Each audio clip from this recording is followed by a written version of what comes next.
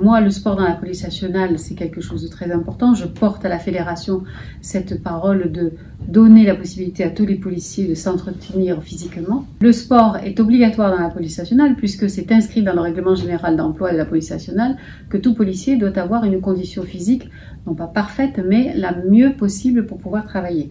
Donc, je permets, moi, en tant que fédération sportive de la police nationale, aux policiers de faire du sport à travers nos activités, mais aussi au travers de l'équipement des salles de sport et à travers l'équipement également que la société intérielle nous a permis d'acquérir au travers du mécénat.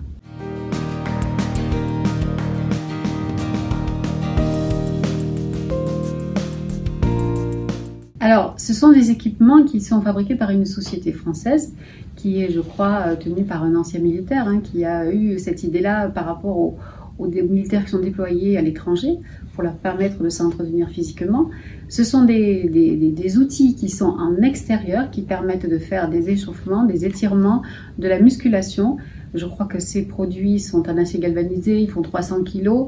Il y a 7 ou 8 activités sportives sur ces box.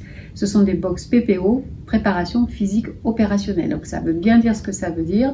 C'est extraordinaire parce que c'est mobile, ils peuvent l'installer à l'extérieur. Donc aujourd'hui, face à la pandémie, il n'y a aucune interdiction d'utiliser ces box PPO.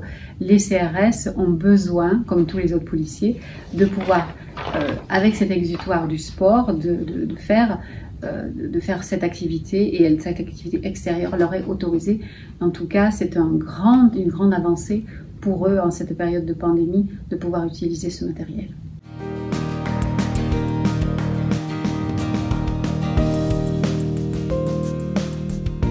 Alors, je suis directrice chef de l'IGPN. Je dirige une direction qui fait à peu près 300, qui est composée de 300 agents. C'est une petite direction en termes de volume. On arrive quand même à travailler et à tous se connaître. C'est un format qui est très agréable. Moi, je pratique ce qu'on appelle le management bienveillant.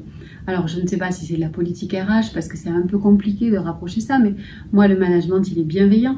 Je suis à l'écoute, j'essaye de donner le droit à l'erreur, j'essaye de m'occuper de leur situation professionnelle, particulière, privée, pour qu'on puisse avoir de la souplesse dans l'organisation du temps de travail.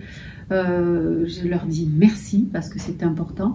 On peut les engueuler, mais aussi et surtout leur dire merci quand c'est bien, ou même simplement parce qu'ils ont fait une tâche. Et je crois que ça, c'est important. Voilà, moi, je suis un chef de service qui est, on va dire, pour certains disent que c'est un défaut, je suis gentille.